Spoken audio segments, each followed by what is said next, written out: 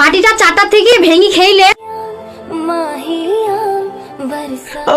ও মা, চিল্লাছিস কেন? তুমি যে বললে পাটিটা ভেঙে খেতে যাচ্ছে, আমার দাঁতে লাগছে। কি পাগল ছেলে রে, জীবনটা জ্বালিয়ে পুড়ে শেষ করে দিল। এই ছাগলটাকে চুরি লাগে যা। ঠিক আছে আব্বা।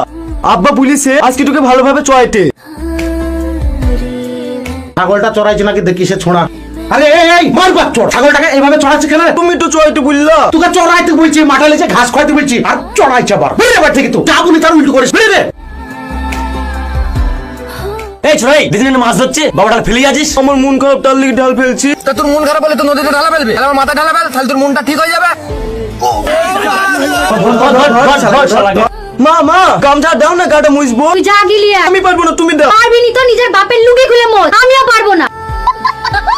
আরে এই যা লুঙ্গি দেখ, শালা ছেলেকে মারবো চড়। মাই তো বললো নুঙ্গিটা খুলে মুছতে দাও। নুঙ্গি দাও। লুঙ্গি ছাড়, গোষ্ঠী মার্কে দেখি তোরে।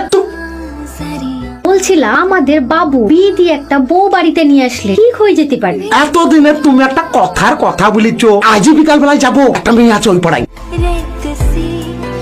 ভালো একটা দিন দেখি মেয়ের বিয়েটা দিয়ে দাও। কিসের বিয়ে? আপনার ওই পাগল উল্টো ছেলের সঙ্গে আমার মেয়ের বিয়ে দেবো না। এসে যখন পরিষ্কার আর একটা বিস্কুট খান দিয়ে হাঁটেন। ও মা, তাহলে আমার বিয়ে কি হবে না? ওর একটু ছেলে বলি, ওরা তোর সাথে ওদের মেয়ের বিয়ে দেবো না বলছে। তাহলে কি করবো? কি আর করবি? যদি পারিস মেয়ের হাত ধরলি পালা। তোমার মেয়ে গেলে বলাইলু, তাড়াতাড়ি চলো চলো চলো চলো।